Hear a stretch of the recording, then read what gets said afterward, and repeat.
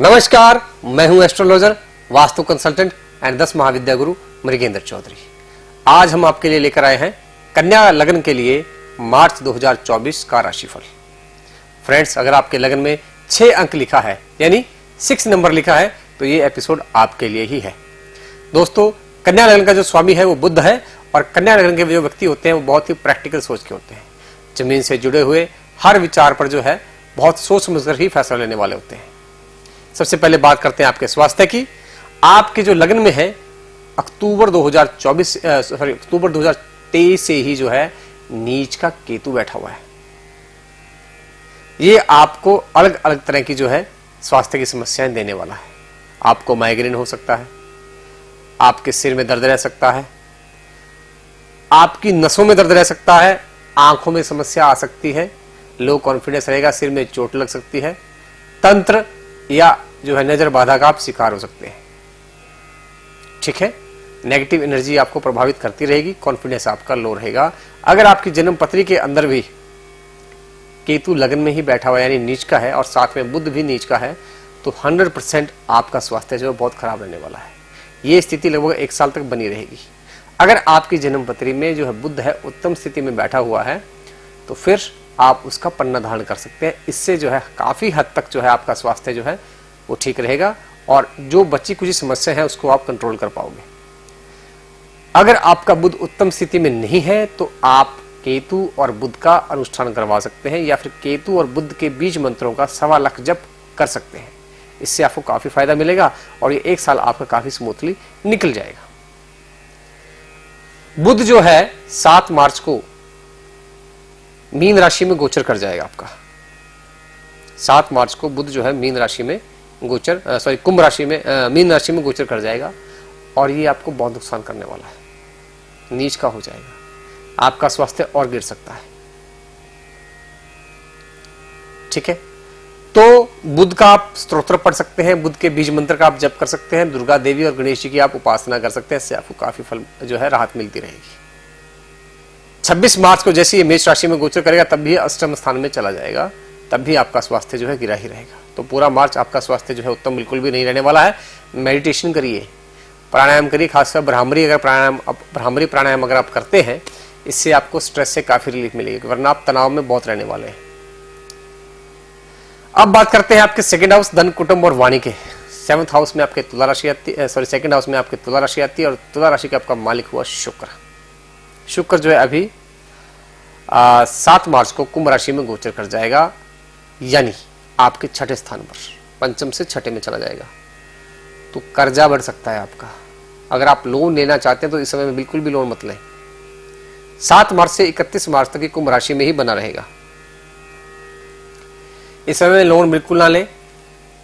बीमारियों पे खर्चा आपका हो सकता है, लड़ाई झगड़े पे आपका खर्चा हो सकता है, इसलिए आपने लड़ाई झगड़े से बिल्कुल दूर रहना है, वरना आपका बहुत पैसा उसमें बर्बाद हो जाएगा। पुलिस केसेस के अंदर, कोर्ट केसेस के अंदर, हॉस्पिटल्स के अंदर आपका पैसा बर्बाद होने के योग बनेंगे। किसी को पैसे मत दें, वो आपके पैसे मार लेगा। बिल्कुल भी चीटिंग हो जाएगी आपके साथ। बिल्कुल भी पैसे किसी को ना दें समय में। जैसे ये मीन राशि में गोचर करेगा 31 मार्च को, उसके बाद फिर आपका जो है समय अच्छा हो जाएगा, फिर आप कुछ भी कर सकते हैं। पैसे संबंधित सारे मसलों में आपको सफलता ही मिलेगी। अब बात करते हैं आपके 4th हाउस मकान, वाहन, बंगला और गाड़ी के। माता का स्थान भी है। 4th हाउस का आपका लॉर्ड बनता है बृहस्पति। मेष राशि में यानी अष्टम स्थान में बैठा हुआ है, लगभग 1 साल से ऊपर हो गया। बहुत नुकसान आपको झेलना पड़ा इन सेक्टर्स के अंदर।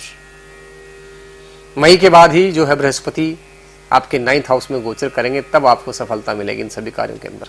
अगर आपकी जन्म पत्री में बृहस्पति उत्तम स्थिति में बैठा हुआ है तो आप पुखरा जरूर धारण करें। इससे आपकी माता का स्वास्थ्य भी उत्तम रहेगा। आपको मकान, वाहन, बंगला या प्लॉट भी मिल सकता है, आप खरीद भी सकते हैं और इनको बेच करके आप मुनाफा भी कमा सकते हैं। फिर हो सके तो मई तक का वेट करिए। अगर बृहस्पति उत्तम है तो पुखरा जरूर धारण करें। अगर बृहस्पति आपकी जन्म पत्री में उत्तम स्थिति में नहीं है तो आपका मकान बहुत कम भाव पे बिक जाएगा, आपका प्लॉट जो है वो भी बहुत कम रेट पे बिकेगा। तो बिल्कुल अगर हो सके तो मत बेचो। ठीक है, सूर्य का जो है आप अगर जल देते हैं, आदित्य हृदय स्तोत्र पढ़ने के साथ साथ सूर्य को जल देते हैं और उसके साथ साथ वीरवार के दिन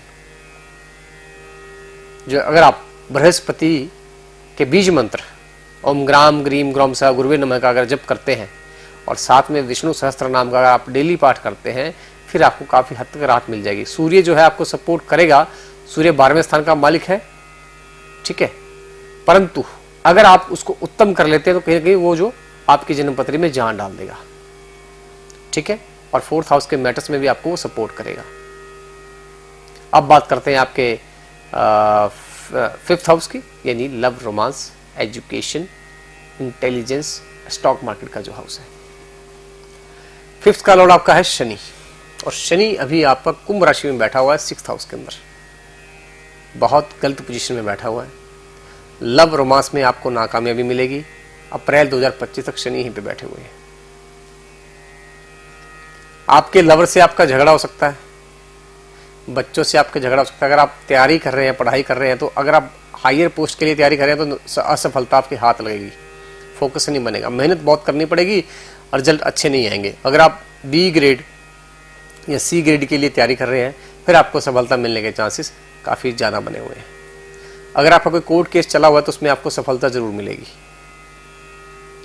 लंबी बीमारी आपको कोई लग सकती है पेट से संबंधित। पंचमेश 6ठे स्थान पे बैठा हुआ है, तो अपने पेट का, अपने स्टमक का आप ध्यान रखें, किडनीज का अपने ध्यान रखें। अगर आपकी जन्मपत्री में शनि नीच का बैठा हुआ है, डेफिनेटली आपको अभी किडनी की या पेट की बीमारी कोई ना कोई हो सकती है।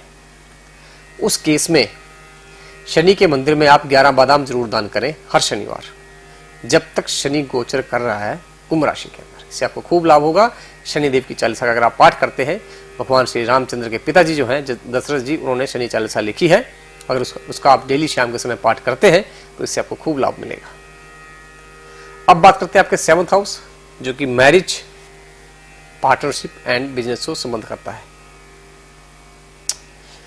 7th हाउस में आपके नीच का राहु गोचर कर रहा है फ्रेंड्स, माइंड कर लें। चाहे आपके ग्रह कितने ही अच्छे क्यों ना हो, अगर आपकी जन्म पत्री में, अगर आपकी लग्न पत्रिका के अंदर 7th हाउस में नीच का राहु बैठा हुआ है, तो इस समय आपका अपने पार्टनर से सेपरेशन हो जाएगा। यानी आपका अपने पति या पत्नी से जरूर झगड़ा होगा, आप उससे अलग हो जाएंगे। तलाक भी नहीं होगा। अगर बृहस्पति उत्तम बैठा हुआ है तो तलाक नहीं होगा, मगर आप इकट्ठा भी नहीं रहेंगे, अलग अलग रहेंगे एक दूसरे से, दूर दूर। अगर बृहस्पति भी 6, 8, 12 में बैठा हुआ है या फिर नीच का है, तो डेफिनेटली इस समय में आपका तलाक हो सकता है।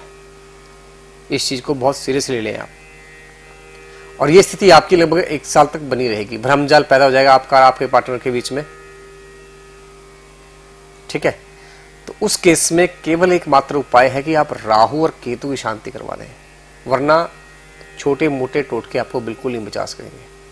इसके साथ साथ अगर बृहस्पति उत्तम स्थिति में बैठा हुआ है तो उसका पुखराज आप धारण कर लें।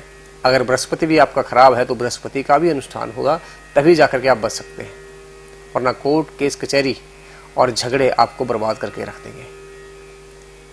बिजनेस पार्टनर आपको चीट करेगा, पार्टनरशिप में ना जाए, सोच समझकर ही इन्वेस्टमेंट करें, ठीक है। अब बात करते हैं आपके 10th हाउस, जॉब, स्टेटस, रुतबा, फादर का जो हाउस है। 10th का आपका लॉर्ड बनता है बुध। बुध अभी जो है 7 मार्च को मीन राशि में गोचर करने वाला है, यानी आपके 7th हाउस में गोचर कर जाएगा, ठीक है। उसमें बुध जब नीच का हो जाएगा तो ये आपको बहुत नुकसान देने वाला है। आपको जॉब के क्षेत्र में बहुत हानि उठानी पड़ेगी, ठीक है। आपका आपके बॉस से झगड़ा हो सकता है और उसमें से आपकी जॉब जा सकती है। 26 मार्च तक जो है ये मीन राशि में बना रहेगा, उसके बाद मेष राशि में एंट्री कर जाएगा, वो भी आपका 8th हाउस बनता है। तो जॉब के मैटर में आपको बहुत दिक्कतों का सामना करना पड़ सकता है। आपका पद आपसे छीन सकता है, आपकी डिमोशन हो सकती है, अनचाही ट्रांसफर आपकी हो सकती है। तो बहुत सावधानी से रहें, कोई गलत काम ना करें, ईमानदारी से जॉब पे जाएं, डिसिप्लिन को मेंटेन रखें। हो सके अगर आपकी जन्मपत्री में बुध जो है उत्तम स्थिति में बैठा हुआ है तो पन्ना जरूर धारण करें। अगर आपका बुध अच्छी स्थिति में नहीं है तो आप जो है बुध के बीज मंत्र ओम ब्राम ब्रीम ब्रह्म सा बुद्धाय नमः का जप करें। इसके साथ साथ बुध के स्तोत्र का भी आप पाठ करें। जब आपने बुध के स्तोत्र या बीज मंत्र का जप करना है तो आपने उत्तर दिशा की तरफ मुख करके बैठना है।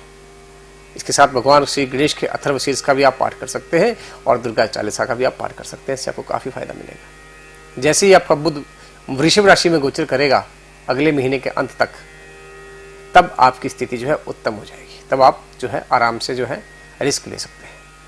अब बात करते हैं आपके 11th हाउस यानी income opportunities, house of Elder siblings and networking का। देखिए आपके 11th हाउस में 4 नंबर राशि आती है यानी कर्क राशि, और उसका जो स्वामी है चंद्रमा, वो बहुत वोलेटाइल प्लेनेट है।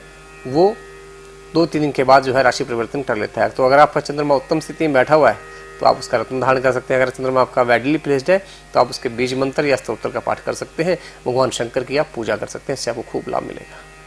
तो फ्रेंड्स, ये था मोटा मोटा जो कन्या लग्न के लिए मार्च 2024 का राशिफल। अगर आप अपने जीवन में किसी भी समस्या से पीड़ित हैं और जगह जगह जाकर आप परेशान हो चुके हैं, अगर आपका सभी एस्ट्रोलॉजर से विश्वास उठ गया है तो एक बार आप हमारे प्लेटफॉर्म को भी जरूर ट्राई करें। इसका कारण क्या है मैं आपको बता देता हूं। ये एक मात्र ऐसा प्लेटफॉर्म है जहां पर आपको 100% मनी बैक गारंटी दी जाती है। यानी अगर तय समय के अंदर आपकी समस्या का समाधान नहीं होता है तो आपके पूरे के पूरे पैसे वापस कर दिए जाते हैं।